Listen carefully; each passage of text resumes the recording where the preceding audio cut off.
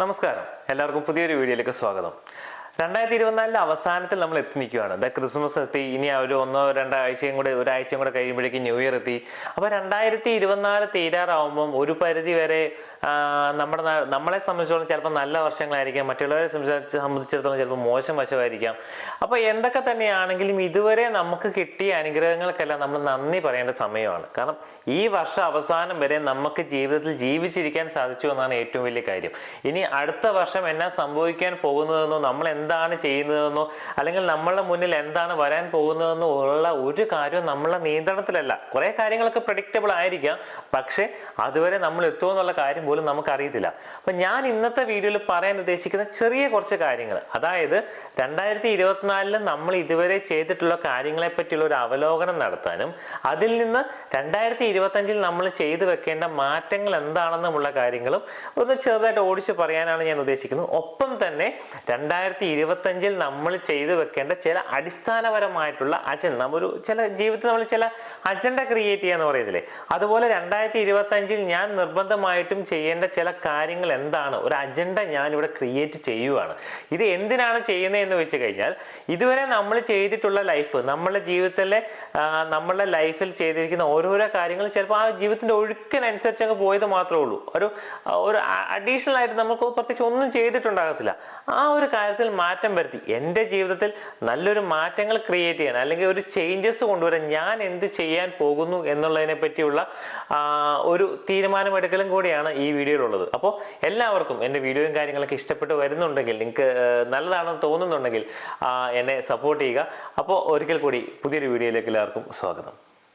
ഞാൻ ഓൾറെഡി പറഞ്ഞതുപോലെ തന്നെ 2024 നമ്മൾ ശരിക്കും പറഞ്ഞാൽ ഒന്ന് വിചിന്തനം ചെയ്യേണ്ടത് വളരെ അത്യാവശ്യമാണ്. ഈ എന്തൊക്കെയാണെന്ന് വെച്ച് കഴിഞ്ഞാൽ നമ്മളെ പേഴ്സണൽ ലൈഫിൽ, അതല്ലെങ്കിൽ എൻ്റെ ഒഫീഷ്യൽ എൻ്റെ ബിസിനസ് ലെവലിൽ അല്ലെങ്കിൽ എൻ്റെ കരിയറിൽ ഞാൻ എന്തൊക്കെ ചെയ്തു, എൻ്റെ ഹെൽത്തിൽ ഞാൻ എന്തെല്ലാം ചെയ്തു എന്നുള്ള കാര്യത്തെ പറ്റി നിങ്ങൾ സ്വയം ഒന്ന് വിചിന്തനം ചെയ്യണം. നിങ്ങൾ ഒരു ദിവസം, ഞാൻ പറയുന്നത് വെച്ച് കഴിഞ്ഞാൽ, നിങ്ങൾ ഒരു ദിവസത്തിൽ എവിടെയെങ്കിലും ഒറ്റയ്ക്ക് പോകുക, ഒരു യാത്ര, ഒന്നെങ്കിൽ ഒരു KSRTC ബസ്സിൽ കയറിയിട്ട് ഒരു 2 മണിക്കൂർ യാത്ര ഒറ്റയ്ക്ക് ചെയ്യും. ഒന്നുമില്ല, ഞാൻ ഇവിടുന്ന് പറയുകയാണെങ്കിൽ എൻ്റെ ഇവിടുന്ന് കണ്ണൂരിലേക്ക് ഏകദേശം 1.5 മണിക്കൂർ യാത്രയുണ്ട്. ഞാൻ പറഞ്ഞു, നിങ്ങൾ ഒന്ന് KSRTC കണ്ണൂർ വരെ പോയിട്ട് ഒരു ചായയും കുടിച്ചിട്ട് തിരിച്ചു പോവാം ഒറ്റയ്ക്ക്, വേറെ ആളും വേണ്ട, ഹെഡ്സെറ്റും വെക്കണ്ട, ഒന്നും വെക്കണ്ട. നിങ്ങൾ പുറത്തേക്കുള്ള കാഴ്ചയെ നോക്കിയിരുന്നിട്ട് നിങ്ങളുടെ ജീവിതത്തിൽ 2024 നിങ്ങൾ ചെയ്ത കാര്യങ്ങൾ എന്താണെന്നുള്ള ഒരു അതിനകത്ത് നിങ്ങൾക്ക് കുറേ അബദ്ധങ്ങൾ പറ്റിയിട്ടുണ്ടാകാം, നിങ്ങൾ ചെയ്ത കുറേ നല്ല കാര്യങ്ങളുണ്ടാകാം. എൻ്റെ ഭാഗത്ത് തെറ്റ് പറ്റിയിട്ടും ആ തെറ്റിനെ ന്യായീകരിക്കാൻ വേണ്ടി ഞാൻ കിടന്ന് മെഴുകി മറിഞ്ഞതുണ്ടാകാം, അല്ലെങ്കിൽ അതിനുവേണ്ടി മറ്റുള്ളവരെ ശത്രുക്കളാക്കിയിട്ടുണ്ടാകാം.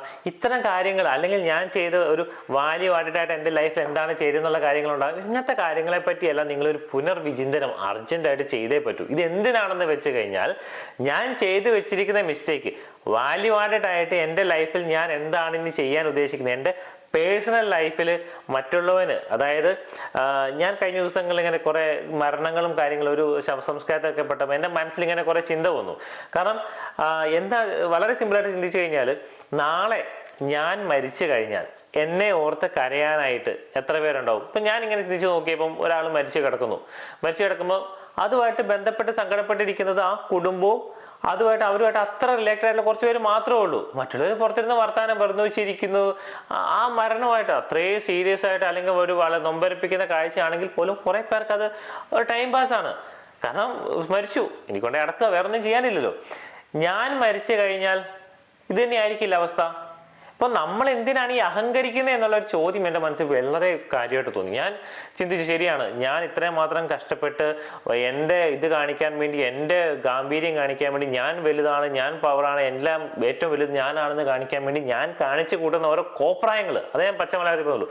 ഈ കോപ്രായങ്ങൾ എന്തിനു വേണ്ടിയാണെന്നുള്ള ചിന്ത മറ്റുള്ളവരെ കാണിക്കാൻ വേണ്ടി. മറ്റുള്ളവർക്ക് ഞാൻ നാളെ മരിച്ചു കഴിഞ്ഞാൽ ഞാനൊരു ബോഡി കൊണ്ടേ അടക്കുന്നു, അത്രേ ഉള്ളൂ. അവർക്കൊന്നുമല്ല, എൻ്റെ അപ്പനോ അമ്മയ്ക്കോ എൻ്റെ ഭാര്യയ്ക്കോ മക്കൾക്കോ മാത്രമാണ് നഷ്ടം, വേറെ ഒരാൾക്ക് നഷ്ടമില്ല. അതുകൊണ്ട് തന്നെ നമ്മളെ ഓർക്കാൻ, നമ്മുടെ ജീവിതത്തിൽ ചില മാറ്റങ്ങൾ കൊണ്ടുവരാൻ, നാളെ ഞാൻ മരിച്ചാലും എന്നെ എന്നും അവരുടെ മനസ്സിലൊരു നല്ല വ്യക്തിയായിട്ട് കാണാൻ വേണ്ടി ചെയ്യേണ്ട കുറച്ച് കാര്യങ്ങളെ പറ്റി നിങ്ങൾ ഈ പുനർവിചിന്തനം ചെയ്തേ പറ്റൂ. നമ്മൾ മലയാളികളുടെ ഏറ്റവും വലിയ വേറൊരു പ്രത്യേകത എന്താണെന്ന് വെച്ച് കഴിഞ്ഞാൽ നമ്മളെല്ലാവരും സാക്ഷരതയുള്ളവരാണ് അല്ലെ. 2024 നമുക്കറിയാം ഏറ്റവും കൂടുതൽ എപ്പോഴും സാക്ഷരത എന്നുള്ള കാര്യത്തിൽ 2024 വരെ നമ്മൾ ഇന്ത്യയിൽ 1-ാം സ്ഥാനത്താണ്. പക്ഷെ ശരിക്കും ഞാൻ നിങ്ങളോട് ചോദിക്കുകയാണ്, നമ്മൾ സാക്ഷരതയുള്ള ഒരാൾക്കാരാണോ? നമ്മൾ എഴുതാനും വായിക്കാനും അറിയാമെന്നല്ലാതെ സാക്ഷരതയുടെ കാര്യത്തിൽ എന്താണ്? ശരിക്കും പറഞ്ഞു കഴിഞ്ഞാൽ വിദ്യാഭ്യാസമുള്ള വിവരമില്ലാത്ത വിഡ്ഢികളാണ് മലയാളികൾ. അതായത് വിദ്യാഭ്യാസമുള്ള വിവരമില്ലാത്ത വിഡ്ഢികളാണ്, അല്ല കഴുതകളാണെന്ന് പറയുള്ളൂ. കഴുതയ്ക്ക് പോലും ഏതാണ് തിന്നേണ്ടത് കുടിക്കേണ്ടതെന്നുള്ള ബോധ്യമുണ്ട്. പക്ഷെ മലയാളികളായ നമുക്കത് ഇല്ല എന്നുള്ളതാണ് സത്യം. അത് രാഷ്ട്രീയത്തിലായിക്കോട്ടെ, അല്ലെങ്കിൽ നമ്മളുടെ പേഴ്സണൽ ലൈഫിലായിക്കോട്ടെ, എല്ലാം അങ്ങനെയാണ്. ഏതെങ്കിലും നേതാക്കന്മാരുടെ പറയുന്നത് കേട്ടിപ്പോൾ വൈകുന്നേരത്തെ ചാനൽ ചർച്ച ചെയ്ത് നമുക്ക് കാണാം, ഒരു രാഷ്ട്രീയ നേതാവ് അഴിമതി കാണിച്ച് അതിന്റെ കുംഭകോണത്തിന് മുകളിൽ കയറി ഇരിക്കുമ്പോൾ അതിനെ ന്യായീകരിക്കാൻ വരുന്ന കുറെ അടിമകളുണ്ട്. ആ അടിമകളുടെ കിടന്ന് മെഴുകുന്നത് കേട്ട് ഇവിടെ ഇരുന്ന് ആവേശം കൊള്ളുന്ന മരപ്പൊട്ടന്മാർ, സത്യം ഞാൻ സോറി നിങ്ങളൊന്നും തോന്നരുത്, മരപ്പൊട്ടന്മാരാണ് മലയാളികളായിട്ട് ഭൂരിപക്ഷം ആളുകളും. ആ മരപ്പൊട്ടന്മാർ അവരാണ് നമ്മുടെ നാടിന്റെ ശാപം എന്ന് ഞാൻ പറയുന്നത്. കാരണം വിദ്യാഭ്യാസം ഉണ്ടെന്ന് വെച്ചാൽ വായിക്കാൻ അറിയാം, പക്ഷെ വിവരമില്ല, 5 പൈസയുടെ വിവരമില്ലാത്ത ആൾക്കാരാണ്. അവർ കാണുന്നതുണ്ട് ലോകം ഉണ്ടല്ലോ, ഒരു പൊട്ടക്കിണറാ, ആ കിണറിന് ചുറ്റുമുള്ള പൊട്ടക്കിണറ്റിൽ കിടക്കുന്നതാണ് അവരുടെ ലോകം. ഇതാണ് എൻ്റെ ലോകം. ലോകത്ത് ബാക്കിയെല്ലാം സംഭവിക്കുന്നതെല്ലാം അറിയുന്നുണ്ട്. ആ സംഭവിക്കുന്നതിനെ പറ്റി ആ പൊട്ടക്കിണറ്റിൽ കിടന്ന് വർത്താനം പറയാനല്ലാതെ ഇവർക്ക് ഇതിനെപ്പറ്റി എന്താ പറയാ, ഒരു ലോകം എന്നതാണ്, യാഥാർത്ഥ്യം എന്താണെന്ന് മനസ്സിലാക്കണം. അല്ലെ ലോകം കാണാത്തതിൻ്റെ ഒരു വലിയൊരു പ്രശ്നമുണ്ട്. ശരിക്കും പറഞ്ഞാൽ ഈ കാര്യങ്ങളൊക്കെ സ്വയം ഇത് ഞാൻ ഈ ഇങ്ങനെ കടന്ന് കൊട്ടി ഘോഷിക്കുന്നവരോട് എന്നെ ശത്രുവാക്കാനോ എല്ലാവരും പരിശ്രമിക്കുള്ളൂ. നമ്മൾ ഒരു മാറ്റം കൊണ്ടുവരാൻ ശ്രമിക്കുമ്പോഴും മാറ്റം കൊണ്ടുവരാൻ ശ്രമിക്കുന്നവനെ അംഗീകരിക്കാത്ത ലോകമാണ് നമ്മുടെ മലയാളീസിൻ്റെത്. അപ്പൊ അതിൽ നിന്ന് നിങ്ങൾ സ്വയം മാറാൻ ചിന്തിച്ചാൽ നിങ്ങൾക്ക് പേഴ്സണൽ ലൈഫിൽ സ്വയം ഒരു ഇതുണ്ടാക്കുക എന്നുള്ളതാണ് ഏറ്റവും വലിയൊരു കാര്യം. ഇനിയാണ് ഞാൻ ചില പ്രധാനപ്പെട്ട കാര്യങ്ങൾ പറയാൻ പോകുന്നത്. ഞാൻ എപ്പോഴും ഫിനാൻഷ്യലായിട്ട് നമ്മുടെ സാമ്പത്തികപരമായിട്ടുള്ള കാര്യങ്ങളെ പറ്റിയാണ് എപ്പോഴും പറഞ്ഞുകൊണ്ടിരിക്കുന്നത്. ഇന്നത്തെ ഇതിൽ നമ്മളെ ഫിനാൻഷ്യലി നമ്മൾ ഒന്ന് ഉയരാൻ വേണ്ടിയുള്ള കുറച്ച് കാര്യങ്ങളിൽ നമ്മൾ മെയിനായിട്ട് ചെയ്യേണ്ട റെസൊല്യൂഷൻസ് അല്ലെങ്കിൽ ചില പ്രമേയങ്ങൾ അവതരിപ്പിക്കണം. അതായത് ഞാൻ ഈ വർഷം 2025 ഇന്ന കാര്യങ്ങൾ ചെയ്താൽ എൻ്റെ സാമ്പത്തിക സ്ഥിതിയിൽ ചില മാറ്റങ്ങൾ കൊണ്ടുവരാം. ഒരിക്കലും പെട്ടെന്ന് കൊണ്ടുവരാനല്ല, ലോങ് ടൈമിലേക്ക്. എൻ്റെ ലക്ഷ്യം അടുത്ത 10 വർഷം 15 വർഷം 20 വർഷം ആകാം, അല്ലെങ്കിൽ 25 വർഷത്തേക്കും ആകാം. പക്ഷേ അടിസ്ഥാനപരമായിട്ട് ചെയ്ത് വെക്കേണ്ട ചില കാര്യങ്ങൾ ചെയ്ത് ഘട്ടം ഘട്ടമായിട്ട് നമുക്ക് പ്രതിസന്ധി ഉണ്ട്. ഈ പ്രതിസന്ധി ഒരു സുപ്രഭാതത്തിൽ ഒരിക്കലും മാറാൻ പറ്റില്ല. ഞാനൊരു ബിസിനസ്സുകാരനാണ്, ഇനി ഞാൻ വലിയ കുറെ പ്രതിസന്ധികളിലൂടെ പോകുന്നുണ്ട്. ഈ പ്രതിസന്ധി ഒറ്റ സുപ്രഭാതത്തിൽ മാറാൻ എനിക്കിവിടെ അത്ഭുതങ്ങളൊന്നുമില്ല. പക്ഷെ ഞാൻ അതിനെ നേരിട്ടേ പറ്റൂ. ഘട്ടം ഘട്ടമായിട്ട് നമുക്കത് മാറ്റാം. അതിന് ചെയ്യേണ്ട കുറച്ച് കാര്യങ്ങളെ പറ്റിയാണ് ഞാൻ ഇതിൽ പറയാൻ പോകുന്നത്. അതിൽ ഒന്നാമത്തെ കാര്യമല്ല, ഇത് പേഴ്സണലായിട്ട് നമ്മളുടെ നാട്ടിലുള്ള എല്ലാവരും മനസ്സിൽ വെക്കേണ്ട ഒരു കാര്യമാണ്. പണ്ട് നമ്മൾ സ്കൂളിൽ പഠിക്കുന്ന സമയത്ത് സമ്പാദ്യശീലം വളർത്താൻ വേണ്ടി സഞ്ചയിക എന്നൊരു സംഭവം ഉണ്ടായിരുന്നു. സ്കൂളിലെ കുട്ടികളിൽ തന്നെ പൈസ സ്വരൂപിക്കുന്നതും അല്ല 5 രൂപ കൊണ്ടുപോയി നമ്മൾ എല്ലാ ആഴ്ചയിൽ ഇടുന്നതും വർഷാവസാനം അതിൽ നിന്നൊരു പൈസ കിട്ടുന്നതും അതിൻ്റെ ഇട്ടതിനേക്കാൾ കൂടുതൽ ഒരു 5-10 രൂപ കിട്ടുമ്പോൾ നമുക്കുണ്ടാകുന്ന ഒരു സന്തോഷം ഉണ്ടല്ലോ, കുട്ടികളിൽ ക്രിയേറ്റ് ചെയ്യുന്ന ഒരു സന്തോഷം ഉണ്ടല്ലോ, അത് ഇന്ന് ഇല്ലാതെ പോയിരിക്കുന്നു. സഞ്ചയിക്ക് വലിയൊരു പ്രാധാന്യം ഉണ്ടായിരുന്നു സമ്പാദ്യം വളർത്തിപ്പിക്കുക. ആ ഒരു സമ്പാദ്യശീലത്തിൽ നമ്മളുടെ ഇപ്പൊ എൻ്റെ പ്രായത്തിലല്ല, ഇപ്പൊ ഞാൻ 34 വയസ്സായിട്ടിരിക്കുന്ന ഒരാളാണ്. എൻ്റെ പാരൻസിനെ സംബന്ധിച്ചിടത്തോളം അവര് പണം സേവ് ചെയ്തുകൊണ്ടിരുന്നവരാണ് അല്ലെ. പൈസ, അതായത് എൻ്റെ വലിയച്ഛന്മാരൊക്കെ ആയിട്ട് തന്നെ നാട് വിട്ട് ഇവിടെ നാട് വിട്ട് ഓടി ഇവിടെ വന്നു, ഇവിടുന്ന് ഒരു വലിയ പ്രദേശം ഏറ്റെടുത്ത് അവിടെ റോഡും വീടുകളും കാര്യങ്ങളെല്ലാം ചെയ്ത് കൃഷി ചെയ്ത് അവർ പണം സമ്പാദിച്ചു, പണം സേവ് ചെയ്തു. അവർ ഭാവിക്ക് വേണ്ടി പണം സേവ് ചെയ്തു. അവർ ഇൻവെസ്റ്റ് ചെയ്തിട്ടില്ല, അവർ പണം സേവ് ചെയ്തവരാണ്. ഈ സേവ് ചെയ്തതിൽ നിന്ന് മാറി ഇന്നത്തെ തലമുറയിലേക്ക്, എൻ്റെ തലമുറയിലേക്ക് വരുമ്പോൾ എന്താണ്, അവരത് ഇൻവെസ്റ്റ് ചെയ്തു. ഇൻവെസ്റ്റ് ചെയ്ത് തുടങ്ങുന്നേ ഉള്ളൂ. എല്ലാവരും ചെയ്തു എന്ന് ഞാൻ പറഞ്ഞില്ല, ഇൻവെസ്റ്റ് ചെയ്ത് തുടങ്ങുന്നേ ഉള്ളൂ. ഈ ഇൻവെസ്റ്റ്മെന്റിൽ നിന്ന് അടുത്ത തലമുറയിലേക്ക് എത്തുമ്പോൾ എന്താണ് വേണ്ടത്? ഈ ഇൻവെസ്റ്റ്മെന്റിൽ നിന്ന് വീണ്ടും ഈ പഴയ ഇതിൽ ബാധ്യതകളിലേക്കല്ല അവരെ വിടേണ്ടത്, അടുത്ത ലെവലിലേക്ക് അവരെ വളർത്താനുള്ള കാര്യങ്ങളാണ് നമുക്ക് ചെയ്യേണ്ടത്. അപ്പോൾ ഈ ഒരു സമ്പാദ്യശീലം, സഞ്ചയിക പോലുള്ള കാര്യങ്ങൾ നമ്മളിൽ പഠിപ്പിച്ചു തന്ന കുറെ കാര്യങ്ങളുണ്ട്. റെഗുലർ ആയിട്ട് പൈസ സേവ് ചെയ്യുക എന്നുള്ളത് ഞാൻ നിങ്ങളോട് പറയാന്നാണ്. നിങ്ങളൊരാഴ്ചയിൽ ഒരു 3000 രൂപയുടെ പണി എടുക്കുന്ന ഒരാളാണെന്ന് വിചാരിച്ചു. ഞാനിത് സാധാരണക്കാർക്ക് വേണ്ടിയാണ്. നിങ്ങൾ 3000, 30,000, 40,000, 10 ലക്ഷം, 20 ലക്ഷം എത്ര വേണമെങ്കിലും കൂട്ടിക്കും. 3000 രൂപയുടെ പണി എടുക്കുന്ന ഒരു സാധാരണ വ്യക്തിയാണെന്ന് വിചാരിക്കുക. ഡെയിലി കൂലിയിൽ നിങ്ങൾ വിചാരിക്കുക ഒരു 300 രൂപയെങ്കിലും നിങ്ങൾക്ക് അതിൽ ഈ ഒരു ആഴ്ചയിൽ മാറ്റി ഒരു കുടുക്ക എടുത്തിട്ട് അതിനകത്ത് ഇട്ട് വെക്കുക. നിങ്ങൾ 3000 രൂപയ്ക്ക് പണിയെടുത്തു, അല്ലെങ്കിൽ 2500 രൂപയ്ക്ക് പണിയെടുത്താൽ, 2000 രൂപയ്ക്ക് പണിയെടുത്താൽ അതിൽ നിന്ന് 300 രൂപ എടുത്ത് നിങ്ങൾ എന്ത് ചെയ്യുക, ഒരു സഞ്ചയ ഒരു കുടുക്കയിലിട്ട് സൂക്ഷിച്ച് വെക്കുക. എല്ലാ ആഴ്ചയിലും ശനിയാഴ്ചത്തെ കിട്ടിക്കഴിഞ്ഞാൽ നിങ്ങൾ ആ ഒരു കാര്യത്തിൽ ഒരു തീരുമാനം എടുക്കുക, ഒരു കുടുക്കയിൽ ഇട്ട് വെക്കുക. ഞാനിത് സാധാരണക്കാരായിട്ട് ആൾക്കാർക്ക് വേണ്ടിയാണ് പറയുന്നത്, ഒരു കുടുക്കയിൽ ഇട്ട് വെക്കുക. എന്തിനാന്ന് വെച്ച് കഴിഞ്ഞാൽ അവസാനം ഈ മാസം അവസാനം വരുന്ന 30-ാം തീയതി നിങ്ങൾ ആ കുടുക്ക തുറക്കുക. അതിനകത്ത് 300 രൂപ വെച്ച് 4 മാസമാണ് 1200 രൂപയുണ്ട്. 1200 രൂപ കൊണ്ട് നിങ്ങൾ ബാങ്കിൽ ഡെപ്പോസിറ്റ് ചെയ്ത് അടുത്ത ദിവസം തന്നെ ആ പൈസ ഒരു സ്ഥിരമായിട്ട് മാറ്റുന്ന, ഒന്നെങ്കിൽ നിങ്ങൾക്ക് ബാങ്കിലെ RD ആയിട്ട് എല്ലാ മാസവും ചെയ്യുന്ന RD ആയിട്ട് മാറ്റി വെക്കുക. റെക്കറിംഗ് ഡെപ്പോസിറ്റ് ബാങ്കിൽ തന്നെയുണ്ട്. അതല്ല ഇപ്പൊ ഞാൻ മ്യൂച്വൽ ഫണ്ട്സിനെ പറ്റിയൊക്കെ പറയുന്നുണ്ടെങ്കിൽ അത് അറിയാവുന്നവർ എന്ത് ചെയ്യുക, മ്യൂച്വൽ ഫണ്ട്സിനെ പറ്റി ചെയ്യുക. ഒന്നും അറിയാത്തവരാണ് ഞാൻ പറയുന്നത് RD. അതൊരു നിക്ഷേപ ശീലം വളർത്താനാണ്. എല്ലാ ആഴ്ചയിലും ഇതെന്റെ ജീവിതത്തിന്റെ ഒരു ഭാഗമാക്കുക. ഇപ്പൊ നിങ്ങൾ മാസം അവസാനം അല്ലെങ്കിൽ ആഴ്ച അവസാനം ഒരു 300 രൂപ സംഘടിപ്പിക്കാൻ പറ്റുന്നെങ്കിൽ ഡെയിലി നിങ്ങൾ തന്നെ ഒരാഴ്ചയ്ക്ക് തരാം. ഡെയിലി നിങ്ങളൊരു 50 രൂപയോ സംതിങ് നിങ്ങളെടുത്ത് ഇതിനകത്ത് ഇട്ട് വെക്ക്. ഡെയിലി പണി എടുക്കുന്നതിൽ 50 രൂപ എടുത്ത് വെക്ക്. അങ്ങനെ നമ്മുടെ ജീവിതത്തിൽ ഒരു സമ്പാദ്യശീലം കൊണ്ടുപോകുക. ഈ പൈസ വളർന്ന് കാണുമ്പോൾ ഇനിയും എനിക്ക് കൂട്ടാനായിട്ടുള്ള ഇതായിരിക്കണം. അപ്പോൾ ഈ ഒരു ഇതിൽ ആദ്യത്തെ കാര്യം നമ്മളുടെ ജീവിതത്തിലെ റെഗുലറായിട്ട് ഒരു സമ്പാദ്യശീലം വളർത്തുക എന്നുള്ളതായിരിക്കണം. നിർബന്ധമായിട്ടും എല്ലാ ആഴ്ചയിലും ഞാൻ ഇത്ര രൂപ നിക്ഷേപിക്കുന്നുള്ള തീരുമാനം ഇന്നെടുക്കുക.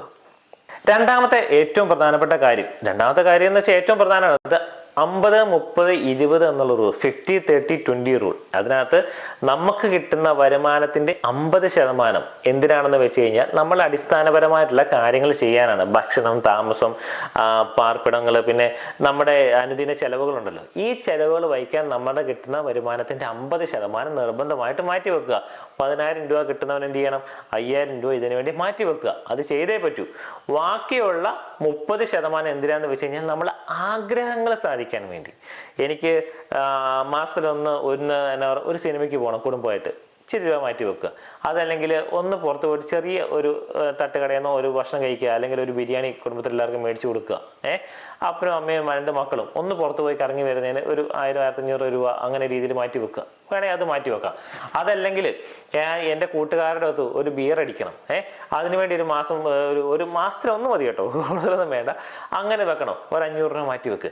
ഈ രീതിയിൽ നമ്മുടെ ആഗ്രഹങ്ങൾക്ക് വേണ്ടി, വ്യക്തിപരമായിട്ടുള്ള ആഗ്രഹങ്ങൾക്ക് വേണ്ടി നിങ്ങളൊരു 30% മാറ്റി വെക്കുക. ബാക്കിയുള്ള 20% നിർബന്ധമായിട്ടും എന്ത് ചെയ്യണം, ഇൻവെസ്റ്റ് ചെയ്യണം. അതിനകത്ത് ഒരു കോംപ്രമൈസും ഇല്ല. ഇവിടെ ഞാൻ പറഞ്ഞ 50-30-20 റൂളിൽ ഏറ്റവും ആദ്യം ചെയ്യേണ്ട എന്താണെന്ന് വെച്ചാൽ, ആദ്യം പറഞ്ഞ അടിസ്ഥാനപരമായിട്ടുള്ള കാര്യങ്ങളാണ് ചെയ്യണമെന്ന് നിങ്ങൾ വിചാരിക്കും. അല്ല, ഫസ്റ്റ് ചെയ്യേണ്ട കാര്യം എന്താണ്, നമ്മൾ അടിസ്ഥാനപരമായിട്ട് ചെയ്യേണ്ട ആദ്യം ഈ 20% ഇൻവെസ്റ്റ് ചെയ്യുക. ബാക്കിയുള്ള 70% അല്ല 80% കൊണ്ടായിരിക്കണം അടിസ്ഥാനപരമായിട്ടുള്ള കാര്യങ്ങൾ ചെയ്യേണ്ടതും നമ്മുടെ ആഗ്രഹങ്ങൾ സാധിക്കണം. ചില സമയത്ത് നമുക്ക് എന്താ അടിസ്ഥാനപരമായിട്ട് ചെയ്തു വരുമ്പോൾ ആഗ്രഹങ്ങളിൽ നമ്മൾ എന്ത് ചെയ്യണം, ഇത് കുറയ്ക്കേണ്ടി വരും. ചില മാസങ്ങൾ ചിലപ്പോൾ ആഗ്രഹങ്ങൾ സാധിക്കാനേ വന്നിട്ടില്ല, എന്നാലും കുഴപ്പമില്ല.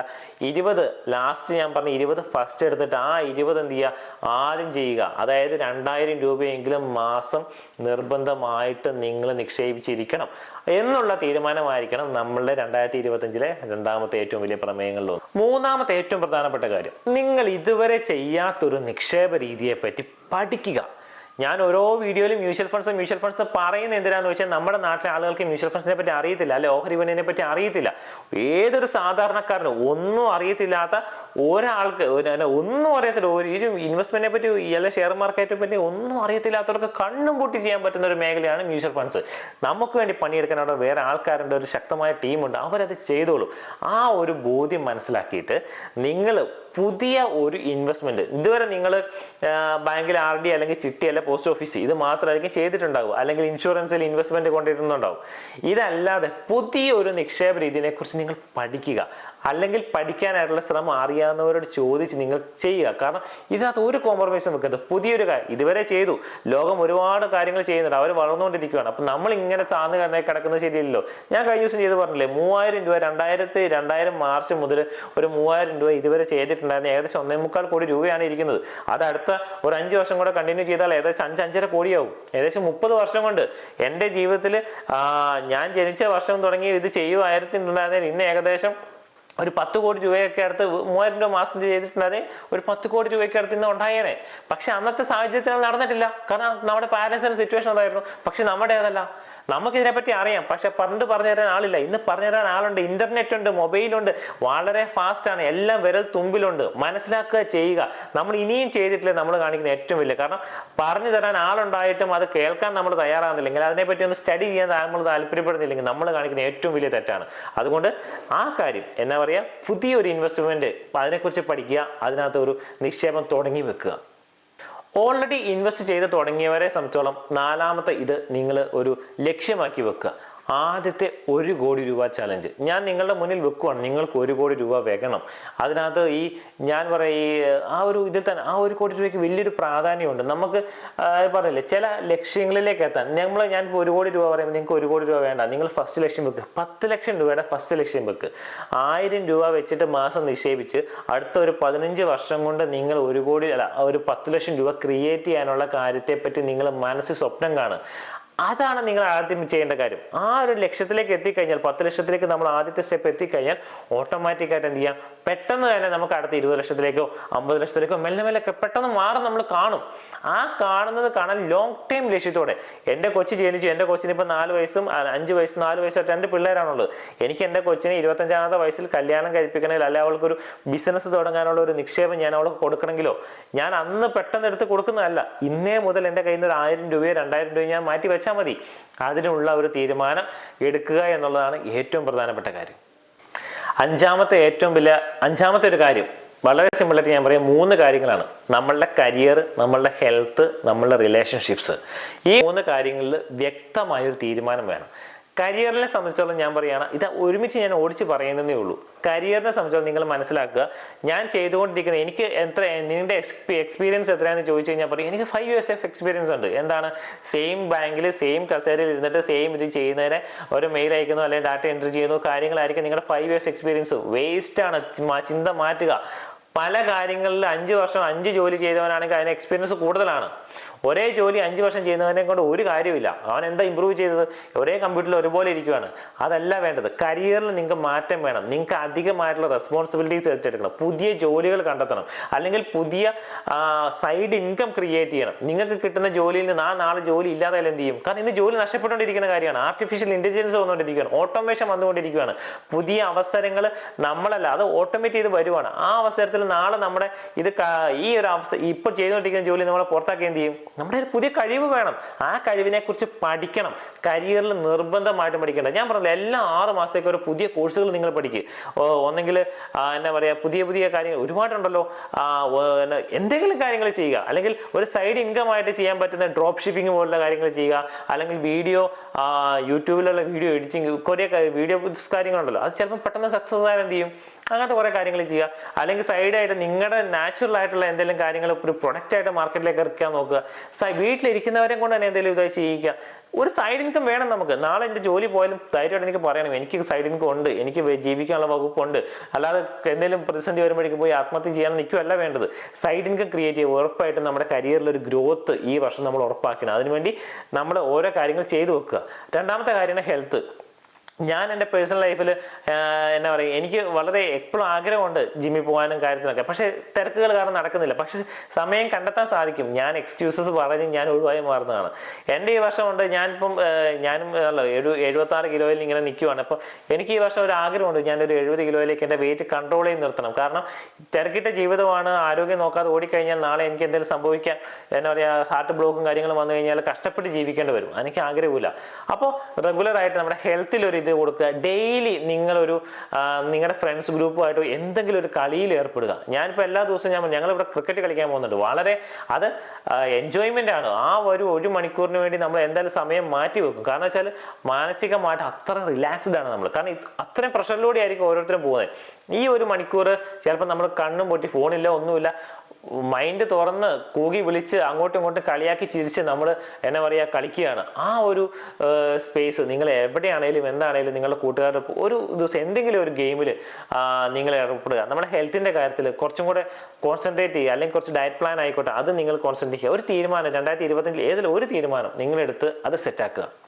അടുത്ത ഏറ്റവും പ്രധാനപ്പെട്ട കാര്യമാണ് റിലേഷൻഷിപ്പ് എന്നുള്ള കാര്യം. അത് ഒന്നാമത്തെ കാര്യം, നിങ്ങൾ വീട്ടിൽ നിന്ന് മാറി നിൽക്കുന്നവരാണെങ്കിൽ ഏറ്റവും ആദ്യം ചെയ്യേണ്ടത് എല്ലാ ദിവസവും നിങ്ങളുടെ വീട്ടിലുള്ളവരുമായിട്ട് സംസാരിക്കുക എന്നതാണ്. പാരൻസുമായിട്ട് അല്ല റിലേറ്റീവ്സുമായിട്ട്, റിലേറ്റീവ്സും അല്ല സിബ്ലിങ്സുമായിട്ട് നിങ്ങൾ നിർബന്ധമായിട്ടും ഡെയിലി ഒന്ന് സംസാരിച്ചിരിക്കണം. അതിനകത്ത് ഒരു കോംപ്രമൈസും വെക്കരുത്. കാരണം എവിടെയാണെങ്കിലും എന്തൊക്കെയാണെങ്കിലും നമ്മളെ എന്നും പ്രൊട്ടക്ട് ചെയ്യാൻ നമുക്ക് വേണ്ടി കരയാനും ചിരിക്കാനും ഉള്ളത് ആകപ്പാൻ ആരാണ്? വീട്ടുകാർ മാത്രമേ ഉള്ളൂ. നല്ല സമയത്ത് മാത്രമേ ചിലപ്പോൾ കൂട്ടുകാരുണ്ടാവുള്ളൂ. ചിലപ്പോൾ മോശം സമയം വന്നു കഴിഞ്ഞാൽ ആ കൂട്ടുകാരുണ്ടാകാൻ നിർബന്ധമില്ല. നല്ല കൂട്ടുകാരെ ക്രിയേറ്റ് ചെയ്യുക. നല്ല പൈസ നോക്കിയല്ല എൻ്റെ കൂടെ ആൾക്കാർ വേണ്ടത്. എൻ്റെ ആവശ്യമുണ്ടെന്ന് തോന്നുന്ന ആൾക്കാരെ നമ്മൾ എന്നും കൂടെ നിർത്തുക തന്നെയാണ് വേണ്ടത്. അത്തരം ബന്ധങ്ങൾ ക്രിയേറ്റ് ചെയ്യുക. അതുപോലെ തന്നെ പ്രധാനപ്പെട്ട ഒരു കാര്യമാണ് നമ്മളുടെ ഫോൺ ബുക്ക്. നമ്മളുടെ ഫോണിൽ ഇപ്പോൾ എൻ്റെ ഫോണിൽ കോൺടാക്ട് ലിസ്റ്റ് എടുത്ത് കഴിഞ്ഞാൽ ഏകദേശം ഒരു 4000-5000 കോൺടാക്ട് ലിസ്റ്റ് ഉണ്ട്. ഇതിനകത്ത് എത്ര പേരോട് ഞാൻ കഴിഞ്ഞ ഒരു വർഷം സംസാരിച്ചിട്ടുള്ള കാര്യം നമ്മളൊന്ന് വിചിന്തനം ചെയ്യുന്ന നല്ലതാണ്. നമ്മൾ ഇതുവരെ കഴിഞ്ഞ 1 വർഷമോ 2 വർഷമോ അല്ലെങ്കിൽ ലോങ് റിലേഷനായിട്ട് എൻ്റെ കോൺടാക്ട് ലിസ്റ്റിൽ ഉണ്ടായിരുന്നിട്ട് ഞാൻ സംസാരിക്കാത്ത എത്ര പേരുണ്ടെന്നുള്ള കാര്യം നിങ്ങളൊരു ജസ്റ്റ് ഒന്ന് ഒരു മൈൻഡിൽ വെക്കുക. ഒരു ആഴ്ചയിലൊന്നോ അല്ലെങ്കിൽ ഒരു മാസത്തിലൊന്നോ ആ പഴയ ഓർമ്മകളുമായിട്ട് അവരുമായിട്ടൊന്ന് ബന്ധങ്ങൾ ക്രിയേറ്റ് ചെയ്യുക. ജസ്റ്റ് അയക്കുക. അവന് താല്പര്യമില്ലായിരിക്കും, എന്നാലും ഒന്ന് അയച്ചു വിട്ടേക്കുക. എടാ ഹായ്, എന്തുണ്ട്, സുഖമാണോ എന്നുള്ള രീതിയിൽ പഴയ ബന്ധങ്ങൾ, പഴയ കൂട്ടുകാർ, പണ്ട് ഒരുമിച്ച് പഠിച്ച കൂട്ടുകാരോട് ഒന്ന് സംസാരിക്കാൻ ഒരിച്ചിരി സമയം മാറ്റി വെക്കുക. സമയം നമ്മൾ അങ്ങോട്ട് ടെക്സ്റ്റ് ചെയ്താൽ മതി, നമ്മൾ വിളിക്കൊന്നും വേണ്ട. ഒന്ന് വാട്സാപ്പിൽ ഒന്ന് ഹായ് വിടുക, എന്തൊക്കെയുണ്ടാ, സുഖമാണോ എന്ന് ചോദിക്കുക. റിപ്ലൈ തന്നാൽ ബോണസ് ആയിട്ട് കരുതുക, റിപ്ലൈ തന്നില്ലേ വിട്ടേക്കുക. നമ്മൾ ചോദിക്കാനുള്ളത് ചോദിച്ചല്ലോ, നമ്മളുടെ ഭാഗം ക്ലിയർ ആയിട്ട് വെക്കുക. റിലേഷൻഷിപ്പിനും ഏറ്റവും പ്രധാനം കുടുംബമാണ്. കുടുംബത്തിൽ ഞാൻ പാരൻസായിട്ട് മാറി നിൽക്കുന്നവർ പാരൻസിനെ വിളിക്കുക. ഭാര്യ മക്കളും കാര്യങ്ങളും ഉണ്ടെങ്കിൽ പിന്നെ ഭാര്യയുടെ മക്കളുടെയും കാര്യങ്ങൾ പറഞ്ഞപ്പോഴാണ് എനിക്ക് പേഴ്സണലായിട്ട് ഞാനൊരു മൊബൈൽ അഡിക്ഷൻ ആണ്. കാരണം എനിക്ക് രാവിലെ തുടങ്ങി വൈകുന്നേരം വരെ ഒരുപാട് കോളും കാര്യങ്ങളും വരും. ഞാനൊരു സിനിമാ പ്രാന്തനാണ്. അപ്പോൾ ഞാൻ എല്ലാ സിനിമകളും കാണും. ഈവൻ തിയേറ്ററിൽ കാണാൻ പറ്റില്ല, അത് മൊബൈലിൽ കുത്തിയിരുന്ന് കാണും. രാത്രി എത്ര വൈകിട്ടാണെങ്കിലും കാണും. ശരിക്കും പറഞ്ഞാൽ ഞാനൊരു മൊബൈൽ അഡിക്റ്റഡ് ആണ് ഞാൻ. അതിൽ നിന്നൊരു കൺട്രോൾ വരുത്താൻ ഞാൻ ഈ വർഷം ഞാൻ ട്രൈ ചെയ്യും എന്നാണ് എനിക്ക് ഇതിനകത്ത് നിങ്ങളോട് പറയാനുള്ളത്. കാരണം എന്ന് വെച്ചാൽ വൈകുന്നേരങ്ങളിലാണെങ്കിൽ ഇപ്പോൾ ഞാനിപ്പോൾ വീടും കാര്യങ്ങളും കുടുംബ കുട്ടികളും എൻ്റെ ഒരുമിച്ചുള്ളത് കൊണ്ട് അവർക്ക് അത്ര പ്രശ്നമില്ല. പക്ഷേ നമ്മളിൽ പലരും എന്ത് ചെയ്യുക, ജോലിക്ക് പോകുന്നവരുണ്ടാവും, പുറത്ത് പോകുന്നവരുണ്ടാവും. പക്ഷേ വീട്ടിൽ വന്നാലും മൊബൈൽ നോക്കിയിരിക്കുന്നുണ്ടാവും. കുട്ടികളോട് മര്യാദയ്ക്ക് സംസാരിക്കാൻ പറ്റുന്നുണ്ടാവില്ല, വീട്ടുകാരുടെ മര്യാദയ്ക്ക് സംസാരിക്കാൻ പറ്റുന്നുണ്ടാവില്ല. നിങ്ങളൊരു കാര്യം ചെയ്യുക, വൈകുന്നേരം വന്നു കഴിഞ്ഞാൽ മിനിമം 1 മണിക്കൂർ നിങ്ങൾ ഫോൺ ഓഫ് ആക്കിയിട്ട് കുടുംബത്തിന് വേണ്ടി അവരുടെ ഒപ്പം ഭക്ഷണം കഴിക്കാനും, അവരുടെ ഭക്ഷണം കഴിച്ചതിന് ശേഷം പാത്രം കഴുകി വെക്കാനും, അല്ലെങ്കിൽ ഒരു ശനിയാഴ്ചകളുണ്ടെങ്കിൽ അവരുടെ കൂടെ ഞാൻ കുക്ക് ചെയ്യാനും, ആ രീതിയിൽ ഒരു ഇനിഷ്യേറ്റീവ് എടുത്തിട്ട് 1 മണിക്കൂർ ഡെയിലി നിങ്ങൾ ഫാമിലിക്ക് വേണ്ടി മാറ്റി വെക്കുക. അത് വെച്ചില്ലെങ്കിൽ നമുക്ക് ടെൻഷനൊക്കെ ഒരു പരിധി വരെ പോയി കിട്ടുന്നേ. കുടുംബവും കുട്ടികളും കാര്യങ്ങളും മനസ്സമാധാനത്തോടെ ജീവിക്കാൻ പറ്റും. ഇതൊന്നും ചെയ്യാതിരിക്കുമ്പോഴാണ് അങ്ങോട്ടും ഇങ്ങോട്ടും പ്രശ്നങ്ങളും ആർഗ്യുമെന്റ്സും കാര്യങ്ങളെല്ലാം വരിക. ഭാര്യ ഭർത്താക്കന്മാരിൽ നമ്മൾ എല്ലാവർക്കും പ്രശ്നവും കാര്യങ്ങളും ഉണ്ടാവുമല്ലോ. പക്ഷേ അതൊക്കെ വളരെ സിമ്പിളായിട്ട് നമുക്ക് മാനേജ് ചെയ്യാം.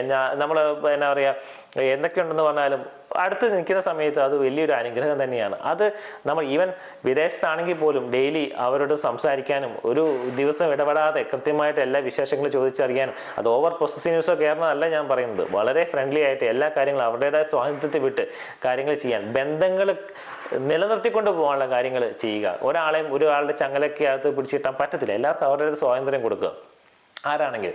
അപ്പോൾ ഇത്തരം കാര്യങ്ങളെല്ലാം ശ്രദ്ധിച്ചു വരിക. അപ്പോൾ ഞാൻ പറഞ്ഞതുപോലെ 2025 കയറുമ്പോൾ ഈ ചില കാര്യങ്ങളിലുള്ള പ്രമേയങ്ങൾ നിങ്ങൾ അജണ്ടയായിട്ട് ക്രിയേറ്റ് ചെയ്ത് ഇത്തരം കാര്യങ്ങൾ നിർബന്ധമായിട്ടും ചെയ്ത് പുതിയ വർഷത്തിലേക്ക് കിടക്കുമ്പോൾ 2025 അതിമനോഹരമാക്കാൻ, അല്ലെങ്കിൽ നമ്മളുടെ ഭാവിയിലേക്കുള്ള ആദ്യ ചുവടുവെപ്പായിട്ട് ഇത്തരം ചില കാര്യങ്ങൾ, ഞാനത് ഒരുപാട് പറയാനുണ്ട്, പക്ഷെ ഞാൻ ഓടിച്ച് പറഞ്ഞതാണ്. ഇത്രയും കാര്യങ്ങളൊന്നും നിങ്ങൾ സിമ്പിളായിട്ട് ചെയ്യാൻ ശ്രമിക്കുക. ഇത് എല്ലാവർക്കും നടക്കുന്ന കാര്യമില്ല, എന്നാലും ട്രൈ ചെയ്യുക. ഓക്കെ, അപ്പോൾ എല്ലാവർക്കും നിങ്ങൾക്ക് പുതിയ നിക്ഷേപങ്ങളെ പറ്റി അറിയാം, മ്യൂച്വൽ ഫണ്ട്സ്, ഷെയർ മാർക്കറ്റിനെ പറ്റി അറിയാൻ നിങ്ങൾ വിളിക്കുക. നിർബന്ധമായിട്ട് നിങ്ങൾ എടുക്കുക. ഇതുവരെ നിങ്ങൾ ഹെൽത്ത് ഇൻഷുറൻസ് ഇല്ലെങ്കിൽ അല്ലെങ്കിൽ ടേം ഇൻഷുറൻസ് എടുത്തില്ലെങ്കിൽ നിങ്ങൾ മനസ്സിലാക്കുക, എൻ്റെ ജീവിതത്തിൻ്റെ സാമ്പത്തിക സ്ഥിതിയുടെ അടിസ്ഥാനമാണ് ഒരു ഹെൽത്ത് ഇൻഷുറൻസും ഒരു ടേം ഇൻഷുറൻസും. അത് എനിക്കൊരു അസുഖം വന്നു കഴിഞ്ഞാൽ എൻ്റെ ഫാമിലി, എൻ്റെ കുടുംബം വിൽക്കാതിരിക്കാൻ വേണ്ടിയാണ് ഞാൻ ഹെൽത്ത് ഇൻഷുറൻസ് എടുത്ത് വെക്കുന്നത്. ഞാൻ എടുത്തു വെച്ച റിസ്ക് മുഴുവൻ നാളെ എൻ്റെ കുടുംബത്തെ തലയിലാകാതിരിക്കാനാണ് ഞാൻ ടേം ഇൻഷുറൻസ് എടുത്തു വെക്കുന്നത്. ഈ 2 കാര്യങ്ങളിൽ ഒരു കോംപ്രമൈസും ചെയ്യരുത്. ഒരു ഇൻവെസ്റ്റ്മെന്റ് ചെയ്യുന്നതിന് മുന്നേ ആദ്യം ചെയ്യേണ്ട 2 കാര്യങ്ങളാണ് ഒരു ഹെൽത്ത് ഇൻഷുറൻസും ഒരു ടേം ഇൻഷുറൻസും. ഇത് നിർബന്ധമായിട്ട് എടുത്തു വെക്കുക.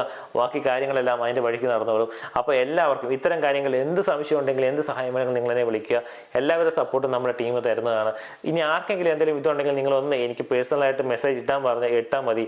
ഞാൻ അത് നിങ്ങളെ തിരിച്ച് വിളിച്ച് നിങ്ങളുടെ കാര്യങ്ങളെല്ലാം എന്നെ കൊണ്ട് സാധിക്കുന്ന രീതിയിൽ ഞാൻ ചെയ്തു തരാം. അപ്പോൾ എല്ലാവർക്കും ഒരിക്കൽ കൂടി എല്ലാവിധ ആശംസകളും ഒരു അഡ്വാൻസ് ഹാപ്പി ന്യൂ ഇയറും ഇന്ന് ആശംസിക്കുന്നു.